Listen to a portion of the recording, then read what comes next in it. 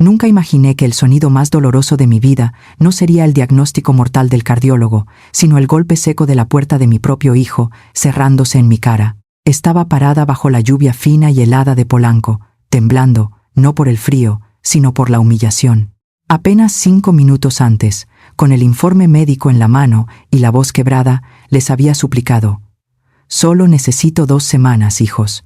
El doctor dice que después de la cirugía a corazón abierto no puedo estar sola. Solo 2 semanas en el cuarto de huéspedes.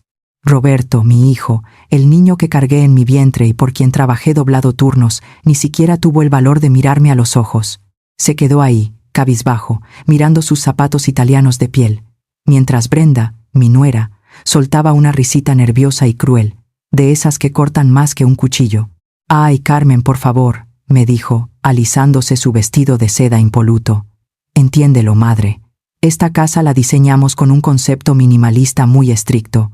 Tu presencia, con esas bolsas de mercado, tu olor a medicina y esa ropa vieja, ¿cómo te lo explico sin que suene feo? Simplemente rompes el feng shui. Desentonas con la estética visual de nuestro hogar. Además, Roberto y yo somos ejecutivos de alto nivel. No dirigimos un asilo de beneficencia». Roberto asintió en silencio, cómplice de su crueldad, y cerró la puerta. Me quedé sola en el pórtico, empapada. Pero en lugar de llorar, una sonrisa fría se dibujó en mi rostro mientras miraba directamente a la cámara de seguridad que ellos habían instalado. Pobres ilusos, me ven como una vieja gorda y desamparada que viene a pedir limosna. Lo que Brenda y mi cobarde hijo no saben es que en este bolso viejo y desgastado que tanto desprecian no traigo ropa sucia. Aquí dentro traigo las escrituras originales de esta mansión de $2 millones. Traigo los títulos de propiedad del Mercedes que está en su garaje. Y, lo más dulce de todo, traigo el acta constitutiva de la empresa donde ellos se creen los dueños y señores. Creen que soy una carga. No tienen idea de que soy la dueña de todo su mundo. Esta cirugía no solo va a arreglar mi corazón dañado, va a extirparlos a ellos de mi testamento para siempre. Bienvenidos a mi historia. Premira, manejar de regreso a mi pequeña casa bajo la lluvia me dio el tiempo suficiente para que los recuerdos comenzaran a quemarme el pecho. Mientras veía los limpiaparabrisas moverse de un lado a otro, no podía dejar de pensar en cómo llegamos a esto. Mi hijo me llamó carga, Brenda me llamó estorbo, pero hace 30 años yo era su único salvavidas. Cuando mi esposo Roberto falleció, me quedé sola con un niño de 2 años y una montaña de deudas. No tuve tiempo para llorar. Me puse mi delantal más firme y monté un pequeño puesto de tacos en una esquina polvorienta de la Ciudad de México. Recuerdo el vapor de la vaporera quemándome la cara a las 5 de la mañana, mis manos agrietadas por el frío y el olor a manteca que se me pegaba al cabello. Todo era por él. Cada peso que ganaba, cada moneda de propina, iba directo a un frasco de vidrio que decía Universidad de Roberto. Yo comía las sobras de los tacos que no se vendían para que él pudiera tener carne fresca y libros nuevos. Fui escalando paso a paso. Del puesto pasé a un local, del local a una pequeña cadena, y de ahí a las franquicias. Me volví rica, muy rica, pero nunca se lo dije. Quería que mi hijo tuviera hambre de éxito, que valorara el esfuerzo y no se convirtiera en un junior flojo que solo sabe gastar lo que no trabajó. Mantuve mi apariencia humilde, mi casa de siempre y mis vestidos de algodón, mientras acumulaba millones en cuentas que él ni siquiera imaginaba. Cuando Roberto se graduó y conoció a Brenda, pensé que mi sacrificio había valido la pena. Brenda era joven, ambiciosa y hermosa, pero el veneno estaba escondido bajo su sonrisa perfecta.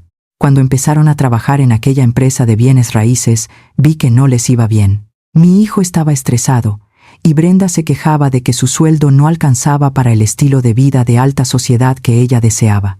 Así que hice lo que cualquier madre ciega de amor haría. Contacté a mi abogado de toda la vida, el licenciado Morales, y compré la mayoría de las acciones de esa empresa de forma anónima, a través de una sociedad fantasma. Le ordené al director general que ascendiera a mi hijo a director de proyectos y a Brenda a directora de marketing. Les di los salarios más altos, bonos generosos, y hasta les financié esa mansión en Polanco a través de un supuesto préstamo corporativo que yo misma autoricé desde las sombras. Quería verlos brillar, quería que no sufrieran lo que yo sufrí. ¡Qué estúpida fui! El dinero que yo les daba secretamente empezó a pudrirles el alma. Roberto dejó de llamarme para saber cómo estaba mi salud. Sus llamadas se convirtieron en una lista de quejas financieras. ¿No tendrás unos ahorros que me prestes, mamá? Brenda quiere renovar la cocina y la empresa aún no libera los bonos, me decía. Y yo, por supuesto, le daba el dinero, fingiendo que eran mis últimos centavos de la jubilación. Las cenas familiares se volvieron una tortura. Recuerdo una tarde en su mansión, esa que yo pagué, donde Brenda ni siquiera me permitió sentarme en sus sillones de cuero italiano. Carmen, cuidado con el vestido. Esa tela atrapa mucho el polvo de la calle, y estos sillones son de diseñador, cuestan más que tu casa, dijo con una sonrisa falsa, mientras me señalaba una silla de madera en la cocina. Me dolía ver a mi hijo ahí sentado, bebiendo un vino carísimo que mi empresa pagaba, mientras escuchaba a su esposa burlarse de mis zapatos viejos o de mi falta de clase.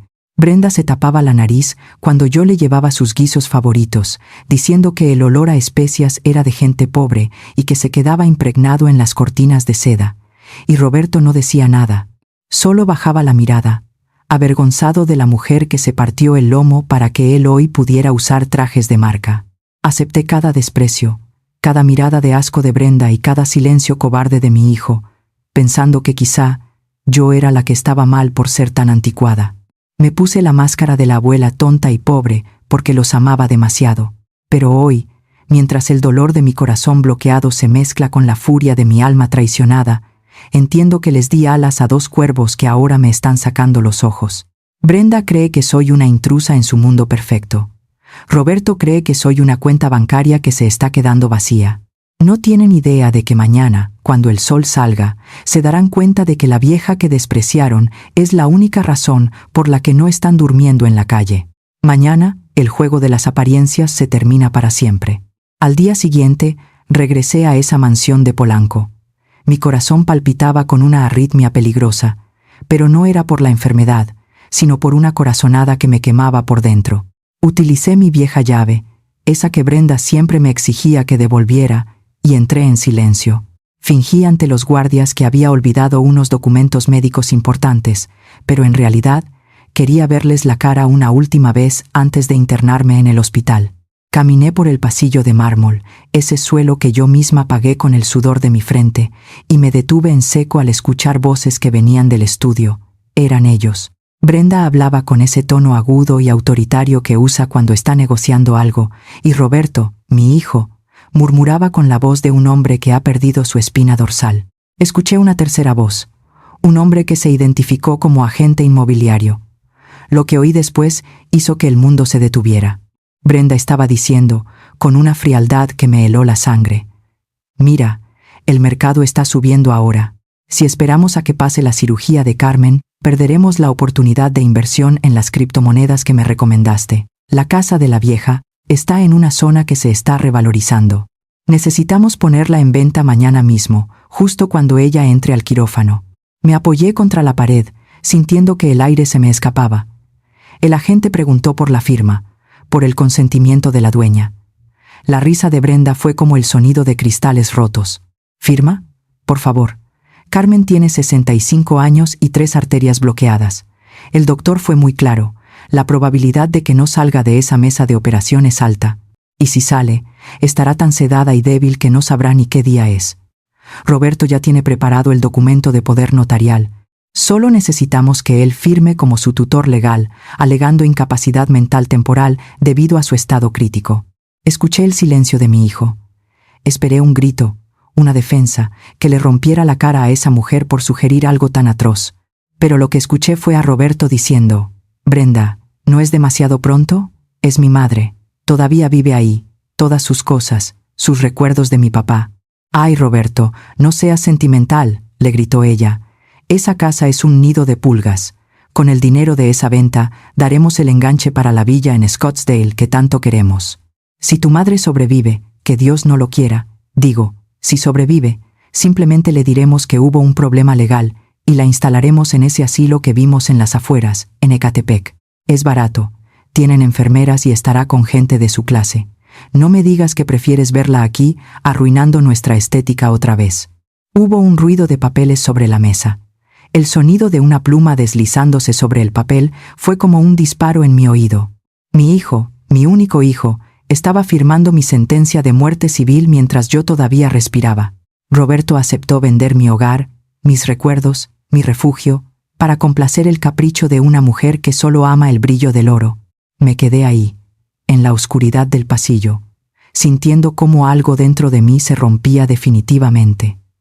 Ya no era el dolor físico de mi pecho, era la muerte de la madre abnegada que vivía en mí. En ese momento, Carmen, la mujer que perdonaba todo, murió. Y en su lugar, nació una mujer que ellos no conocían. Salí de la casa sin hacer ruido, con las manos temblando, pero con una claridad mental absoluta. Subí a mi coche y llamé al licenciado Morales. Mi voz no tembló. Morales, necesito que prepares todo. El poder notarial que Roberto acaba de firmar es falso, pero vamos a dejar que crean que funciona por ahora.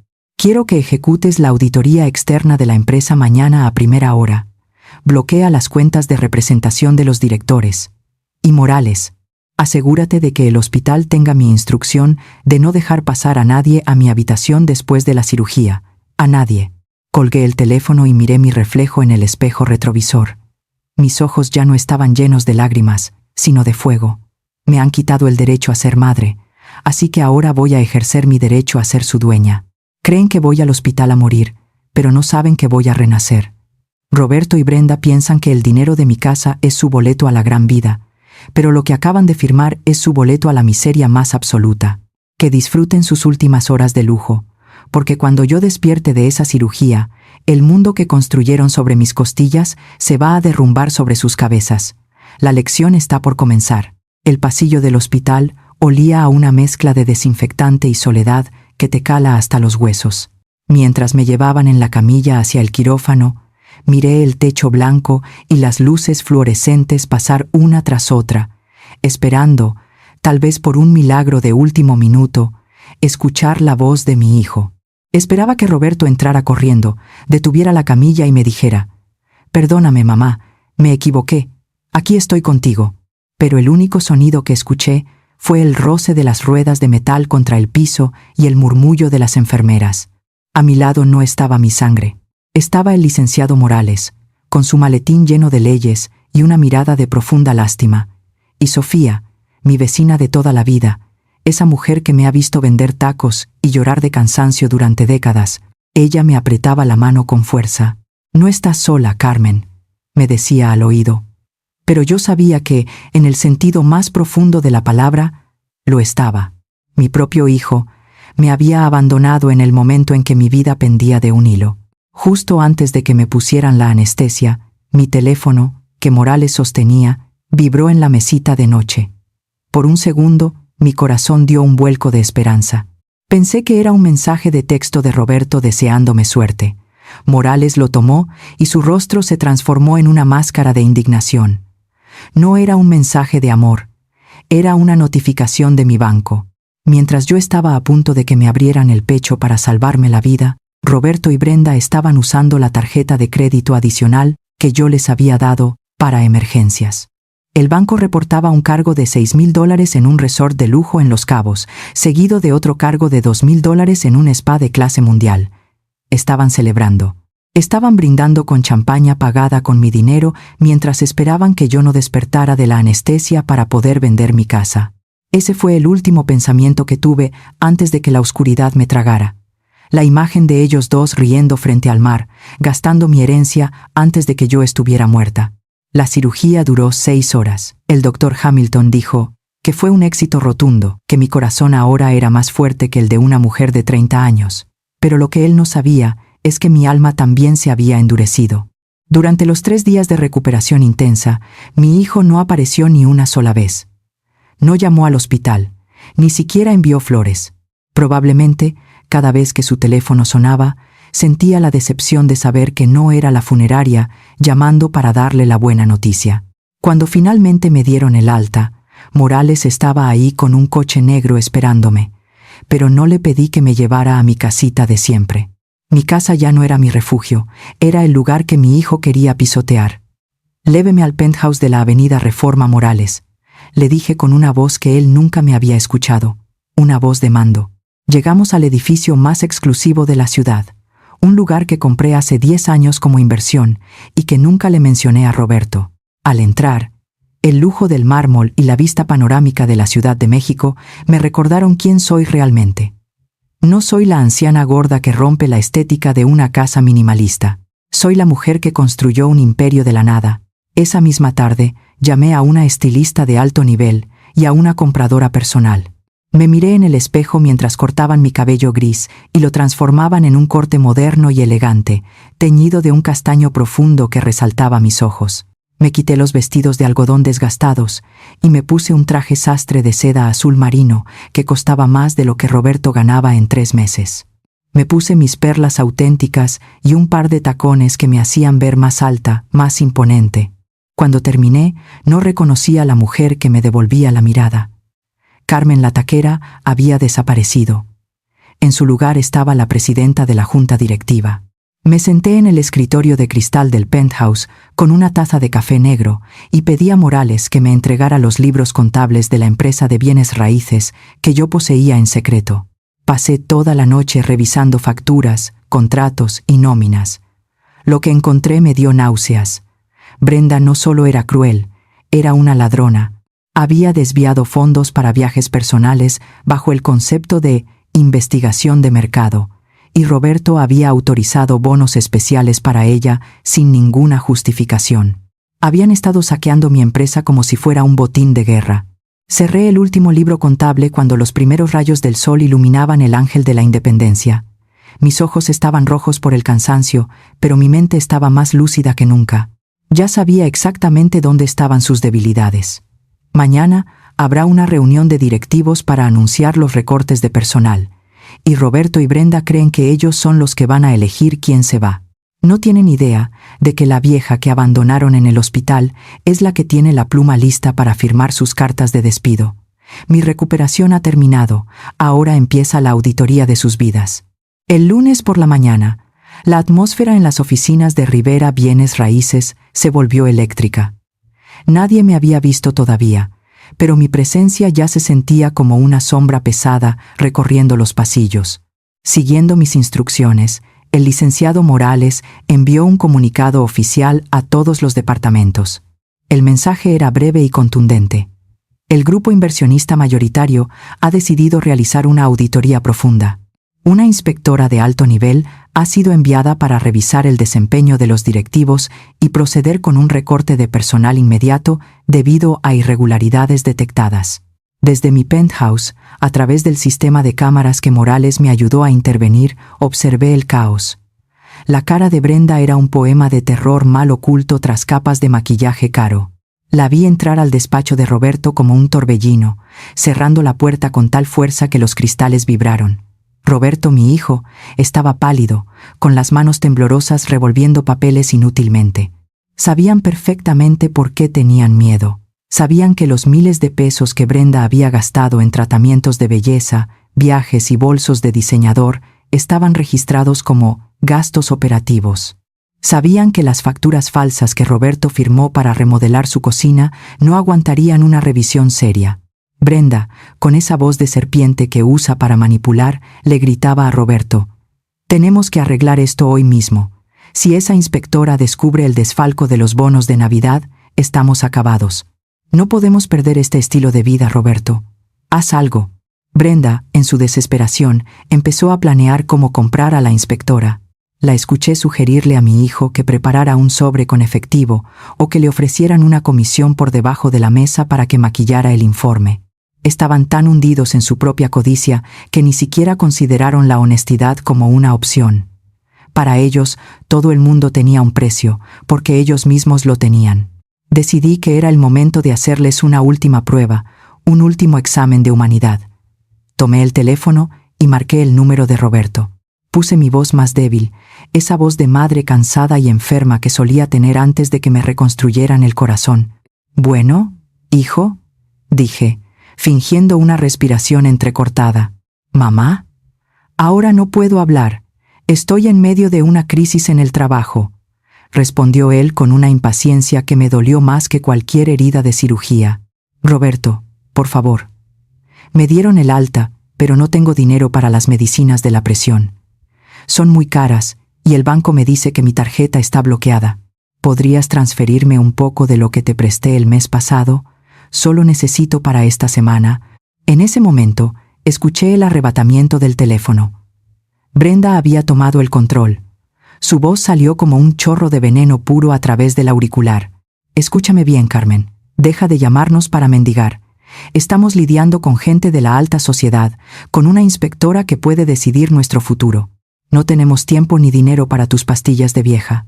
Ya te lo dijimos. No somos una beneficencia. Si no tienes dinero, vende tus muebles o vete a pedirle a tu vecina la taquera. Y no vuelvas a llamar a este número hoy. Tenemos que salvar nuestras carreras de gente importante, no andar cuidando a una anciana que no sabe administrar su pensión. Y colgó. El sonido del silencio después de su grito fue absoluto. Me quedé mirando el teléfono por un segundo, sintiendo una extraña paz. Ya no había dudas. Ya no había rastro de culpa en mi alma. Aquella mujer acababa de cavar su propia tumba financiera y mi hijo le había dado la pala con su silencio cómplice.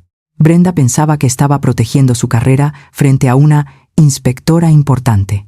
Roberto pensaba que ignorar a su madre era un mal necesario para mantener su estatus. Ninguno de los dos entendía que la inspectora que tanto temían y la madre que tanto despreciaban eran la misma persona. Me levanté del sillón. Me ajusté el saco de mi traje sastre de seda y me puse mis gafas oscuras. Mi corazón nuevo latía con una fuerza envidiable, firme y decidido. Morales me esperaba en la puerta con el chofer. ¿Está lista, señora Rivera?, preguntó Morales. Más que lista, respondí con una sonrisa gélida. Brenda tiene razón en algo. Hoy es un día para tratar con gente de la alta sociedad. Y como dueña de este juego, es hora de que me presente personalmente para supervisar el despido de los empleados que ya no encajan en mi visión. Salí del edificio directo hacia las oficinas. Brenda quería recibir a una inspectora de alto nivel, y eso es exactamente lo que va a tener. Solo que el feng shui de su oficina está a punto de cambiar de una manera que su manual de diseño nunca previó. Agárrense fuerte, hijos, porque mamá ya va en camino y no trae medicina, trae justicia. La sala de juntas de Rivera Bienes Raíces nunca se había visto tan imponente. Brenda se había encargado de que cada detalle fuera perfecto. Arreglos de orquídeas blancas en las mesas, café gourmet y una hilera de empleados alineados como soldados, todos esperando a la temida inspectora del grupo inversionista. Mi hijo y su esposa estaban en la cabecera, vestidos como si fueran a una gala en el castillo de Chapultepec.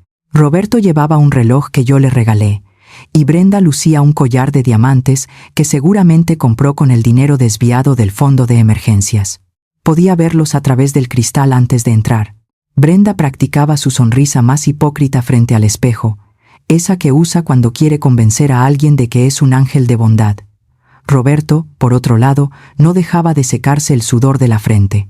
Sabía que sus mentiras estaban a punto de ser pesadas en una balanza, pero todavía creía que podía manipular el resultado.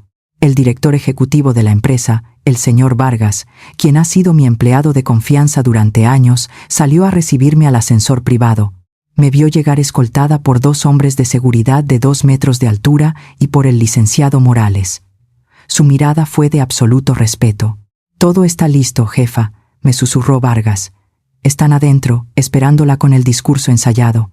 Caminé por el pasillo central. El sonido de mis tacones de diseñador contra el piso de granito resonaba como tambores de guerra. Al llegar a la puerta doble de la sala de juntas, Morales las abrió de par en par.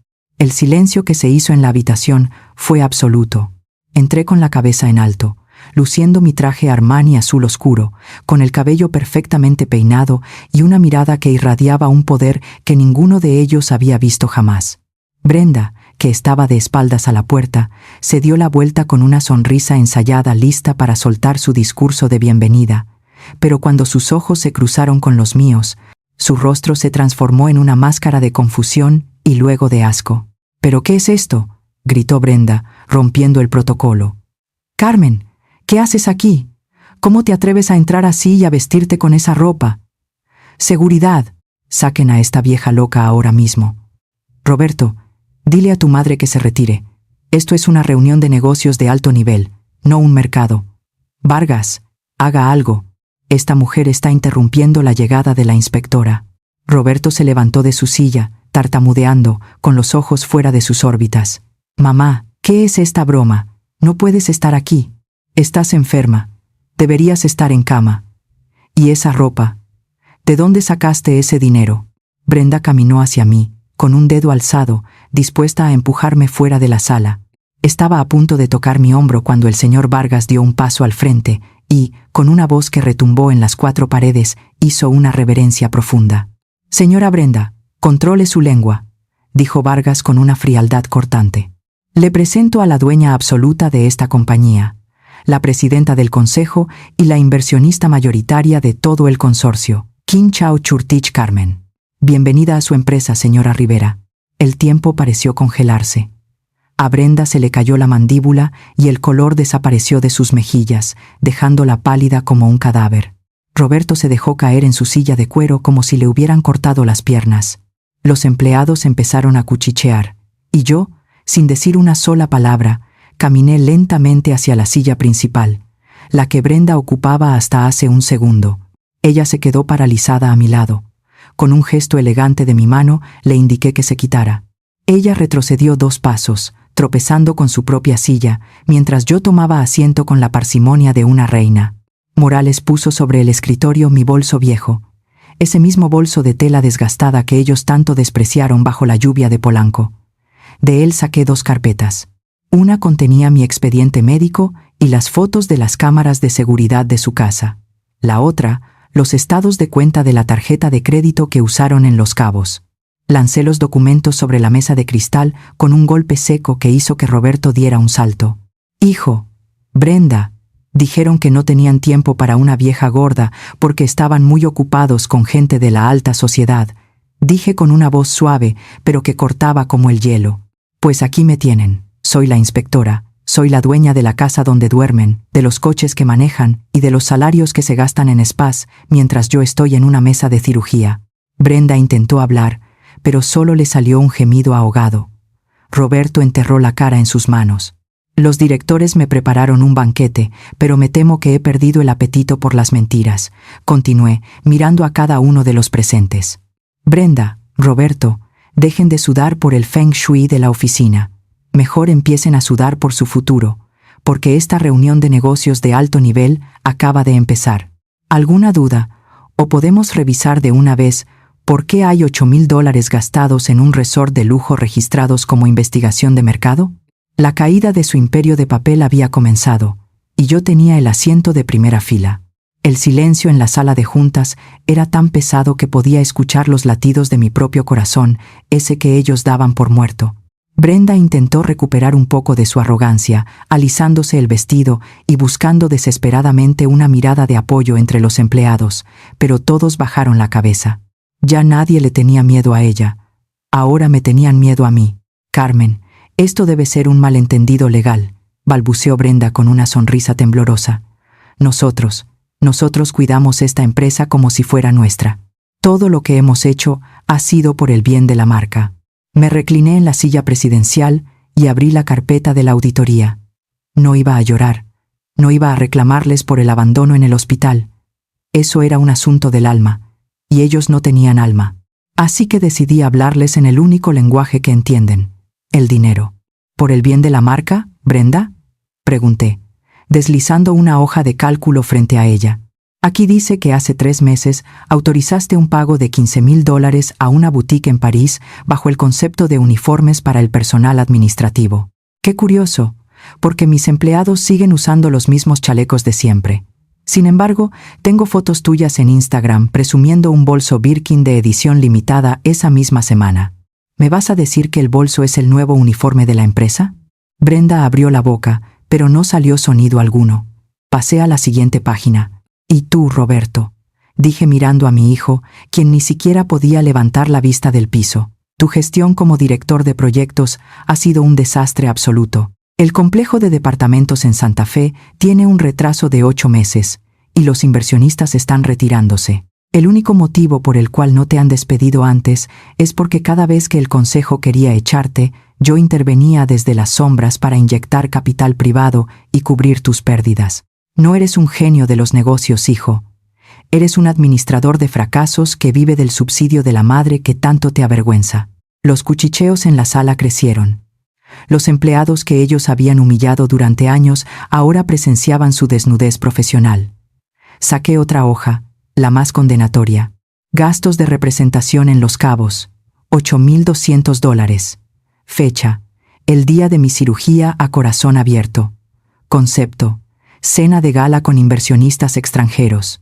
Realidad: champaña, caviar y una suite presidencial para 2.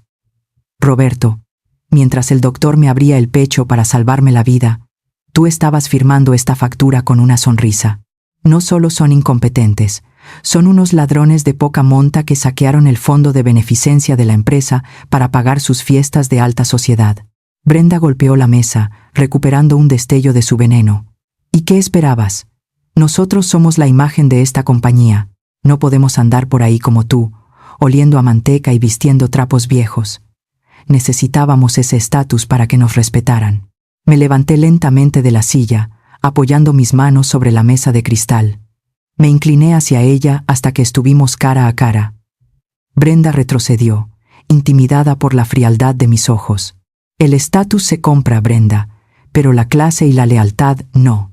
Dije con una voz que heló la habitación. Hace unos días, en tu sala minimalista, me cerraste la puerta en la cara diciendo que no estabas dispuesta a sustentar a una vieja gorda como yo, porque arruinaba tu estética. Me dijiste que no eras una institución de beneficencia para ancianos. Hice una pausa dramática, recorriendo con la mirada a todos los presentes antes de rematar con el golpe final. Pues bien, hoy me toca a mí hablar de estética empresarial. Me he dado cuenta de que tu presencia y la de Roberto ensucian la imagen de transparencia y honorabilidad de mi compañía. Tú no estás dispuesta a mantener a una vieja en tu casa, y yo no estoy dispuesta a mantener a un par de parásitos inútiles en mi nómina. Se acabó el feng shui de la corrupción en esta oficina. Lancé las carpetas sobre la mesa con tal fuerza que el estruendo pareció un disparo. Roberto comenzó a temblar, y Brenda se puso pálida, dándose cuenta de que sus tarjetas de crédito, sus coches de lujo y su mansión en Polanco acababan de evaporarse en un solo segundo. La auditoría de sus vidas había terminado, y el saldo era una deuda que nunca podrían pagar. Suspendí la reunión con un gesto, dejando que el peso de sus pecados los aplastara frente a todos. La vieja gorda acababa de limpiar la casa. Brenda me miraba con un odio que ya no intentaba ocultar. Su rostro, siempre perfecto y calculado, se estaba desmoronando bajo el peso de la realidad. Yo no me moví. Me quedé sentada con la espalda recta, disfrutando de la autoridad que me daba la verdad. Brenda, dije con una voz tan fría que los empleados en la sala parecieron contener el aliento. Tu contrato queda rescindido en este preciso segundo por violaciones graves a la ética profesional y malversación de fondos, pero no creas que esto se acaba con una caja de cartón y tu salida por la puerta de atrás. Morales tiene lista la demanda civil y penal. Son 5 millones de pesos los que faltan en las cuentas que tú manejabas. Tienes 48 horas para devolver cada centavo, o la próxima vez que nos veamos será en un juzgado. Y créeme, tengo los mejores abogados que mi dinero puede pagar. Brenda soltó una carcajada histérica, buscando a Roberto con la mirada. Roberto, dile algo. Dile a tu madre que no puede hacernos esto. Somos tu familia, por Dios. Pero Roberto estaba destruido. Se veía pequeño, hundido en su silla, como si el traje de marca le quedara grande de repente. Entonces me dirigí a él. Mi hijo, mi único hijo. Roberto, ahora vamos contigo. Como director de proyectos, tu negligencia ha rozado lo criminal. Has permitido que esta mujer saqueara la empresa mientras tú mirabas hacia otro lado por cobardía. Pero eres mi hijo, y aunque me cerraste la puerta en la cara cuando más te necesité, todavía queda un rastro de piedad en mí. Hice una pausa larga, dejando que el silencio los asfixiara. Te voy a dar una elección, y es la última que tendrás de mi parte. Opción 1. Te vas de aquí en este momento con Brenda. Te vas con la mujer que me llamó vieja gorda y que planeaba vender mi casa mientras yo estaba en cirugía. Te vas con ella, pero te vas con lo que traes puesto. Ni un peso, ni el coche, ni la mansión de Polanco, porque todo está a mi nombre. Mañana mismo estarían viviendo en la calle. Roberto tragó saliva, con los ojos llenos de lágrimas. Opción 2. Continué. Te quedas. Pero hoy mismo entregas las llaves del coche y de la casa. Te vas a vivir a mi antigua casa. la que querías vender. Y mañana, a las 6 de la mañana, te presentas aquí. Pero no vas a entrar a esta oficina. Vas a recibir tu uniforme azul y vas a empezar desde abajo. Como yo empecé, vas a ser el nuevo encargado de la limpieza de este piso. Vas a limpiar estos cristales, vas a vaciar estos botes de basura y vas a aprender, por las malas, el valor de un peso y lo que significa ganarse el respeto de la gente trabajadora. Si en un año demuestras que has recuperado tu dignidad, hablaremos. Si no, quedarás fuera de mi vida para siempre. Roberto me miró en shock. Limpieza, mamá, tengo una maestría, la gente me conoce aquí. Exacto, gritó Brenda, explotando finalmente. Su máscara de elegancia se rompió en 1000 pedazos. Esto es una humillación. Roberto, no puedes aceptar esto. Vámonos de aquí ahora mismo. Prefiero morir de hambre que verte barriendo el piso de esta vieja loca. Roberto miró a Brenda, luego miró sus manos y finalmente me miró a mí. Brenda, no tenemos a dónde ir. Mis tarjetas están bloqueadas. Si nos vamos ahora no tenemos ni para el taxi. En ese momento vi la transformación más asquerosa que he presenciado en mi vida. Brenda, la mujer que juraba amarlo incondicionalmente, se volvió hacia él con el rostro deformado por el desprecio. «¡Ay, Roberto, eres un patético!», le gritó en la cara frente a todos los empleados. «¿De verdad vas a considerar quedarte a trapear suelos? Eres un inútil. Siempre lo sospeché, pero ahora lo confirmo. Solo eres un niño consentido que no sabe hacer nada sin el dinero de su mami. Eres un cobarde, un mediocre, un bambaimé. Un tipo que se aferra a las faldas de su madre». Roberto se quedó paralizado. «Brenda, ¿qué estás diciendo? Todo lo que hice, lo que oculté, fue para darte la vida que querías». «Pues no fue suficiente», escupió ella. «Me das asco. Pensé que eras un tiburón de los negocios y resulta que solo eres el hijo de una taquera con suerte. ¿Crees que me voy a quedar a ver cómo fracasas? Me largo de aquí. Voy a pedir el divorcio hoy mismo. Porque para mí, Roberto, tú ya no tienes ningún valor. Eres basura, igual que el uniforme que tu madre te quiere poner». Brenda agarró su bolso de diseñador, el que mi empresa pagó, y salió de la sala de juntas pisando fuerte, sin mirar atrás ni una sola vez. El silencio que quedó fue sepulcral. Roberto se quedó mirando la puerta por la que su esposa acababa de salir, con el corazón más roto de lo que el mío estuvo jamás.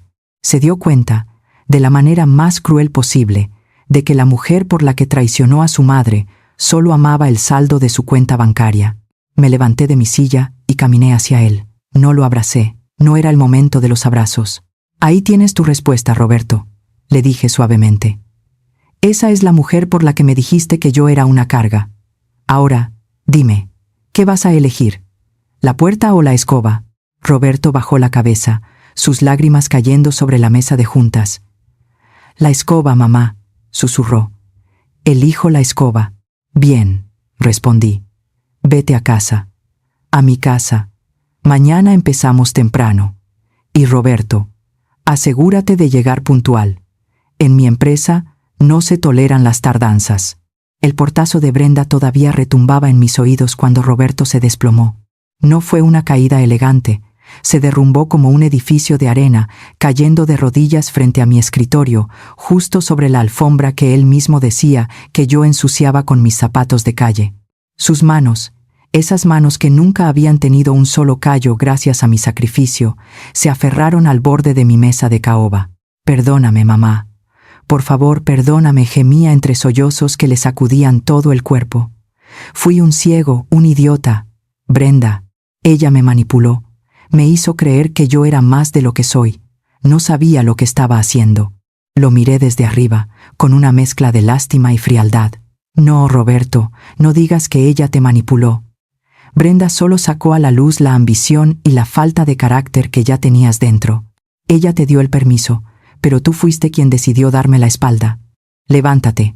No quiero que te arrodilles ante mi dinero, porque eso es lo que estás haciendo ahora. Quieres perdón porque ya no tienes tarjetas de crédito».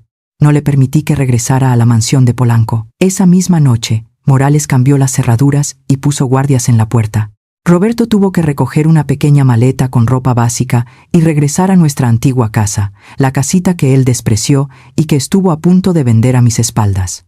Esa noche me quedé en mi penthouse, sola, sintiendo que el silencio era el precio que tenía que pagar por mi libertad. A la mañana siguiente, a las 6 en punto, vi por las cámaras de seguridad que Roberto llegaba a la recepción de la empresa. No traía sus trajes de $1000 ni su reloj suizo. Traía el uniforme de algodón grueso de la cuadrilla de limpieza. Su cara estaba hinchada de no haber dormido, y sus ojos buscaban el suelo, tratando de esconderse. Pasé gran parte del día sentada frente a los monitores de mi oficina, observando a mi hijo realizar el trabajo que durante décadas yo hice por él. Lo vi cargar pesados botes de basura por el pasillo. Lo vi arrodillado, frotando las manchas de café en la alfombra de la sala de juntas, esa misma sala donde ayer él se sentía el rey del mundo. Fue doloroso.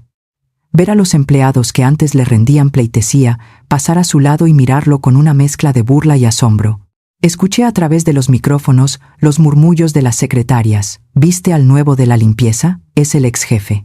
Dicen que su propia madre lo puso a trapear por ladrón. Vi a Roberto detenerse un segundo, cerrar los ojos con fuerza y seguir tallando el piso, con el sudor corriéndole por la frente.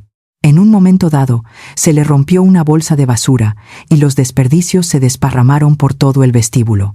Se quedó ahí, paralizado, viendo el desastre. Vi cómo sus hombros empezaron a temblar. Estaba llorando. En ese momento, una lágrima se me escapó a mí también. Me dolía el alma verlo así, pero sabía que si bajaba y lo abrazaba ahora, lo perdería para siempre. Tenía que sentir el peso de la basura, el ardor de los químicos de limpieza en las manos y el peso de la mirada ajena para entender que el respeto no viene del puesto que ocupas, sino del trabajo honesto. «Entiende ahora, Roberto», susurré frente a la pantalla. «Entiende lo que es que te duelan los riñones al final del día. Entiende lo que es ser invisible para los demás». Esa tarde decidí visitar mi vieja casa, la casa de los recuerdos. Entré y el olor a canela y madera vieja me envolvió como un abrazo cálido. Me senté en mi vieja mecedora, la misma que Brenda quería tirar a la basura. Miré las fotos en la pared. Roberto de niño, graduándose, sonriendo. Me di cuenta de que todos mis millones de dólares no habían servido para comprarle la educación más importante, la del corazón. Le di todo lo material, pero le quité la oportunidad de luchar, y al quitársela, lo volví débil y soberbio. La culpa también era mía. Había construido un imperio de ladrillos y cemento, pero había descuidado los cimientos de mi propia familia. Esa noche, Roberto regresó a la casa. Estaba exhausto, con las manos rojas y la espalda encorvada. Me vio sentada en la cocina y no me pidió dinero. No me pidió que le devolviera su puesto. Solo me miró con una humildad que no le veía desde que tenía 10 años y dijo: «Mamá, hoy limpié tu oficina. Nunca me di cuenta de lo grande que es y de lo difícil que es mantenerla limpia. Siento mucho haber sido tan mal agradecido». No le respondí con palabras dulces. Solo le serví un plato de sopa caliente. «Mañana te toca limpiar el estacionamiento, Roberto. Come y descansa, porque el turno empieza temprano». Él asintió, tomó la cuchara y comió en silencio. Por primera vez en años, el dinero no estaba sobre la mesa. Solo estábamos nosotros dos, una madre firme y un hijo que por fin estaba empezando a aprender lo que significa ser un hombre de verdad. Mi corazón nuevo latía con fuerza, sabiendo que la reconstrucción de mi hijo apenas comenzaba. 6 meses han pasado desde aquella mañana en que mi mundo se sacudió. Hoy, mi vida no se mide por los millones en el banco, sino por la paz que respiro en mi cocina. Roberto ya no usa trajes de seda, pero su mirada tiene un brillo de dignidad que nunca antes le vi. Ha trabajado sin descanso, pagando cada peso de su deuda con la empresa. No recuperó su puesto de director. Ahora es el encargado del almacén, y ver su orgullo al entregar un inventario perfecto me llena más que cualquiera de sus antiguos títulos. Ha vuelto a vivir conmigo, pero esta vez es diferente. No soy su cajera automática ni su estorbo. Soy su madre. Ayer, sin que yo se lo pidiera, me trajo mis medicinas y se sentó a mi lado solo para platicar, cuidando que mi corazón nuevo no se agite por preocupaciones. Brenda desapareció de nuestras vidas apenas se le acabó el dinero, demostrando que lo que ella sentía no era amor, sino hambre de lujos. La lección fue dura, pero necesaria. Nunca olviden que las apariencias engañan y que un corazón humilde vale más que una cartera llena de soberbia.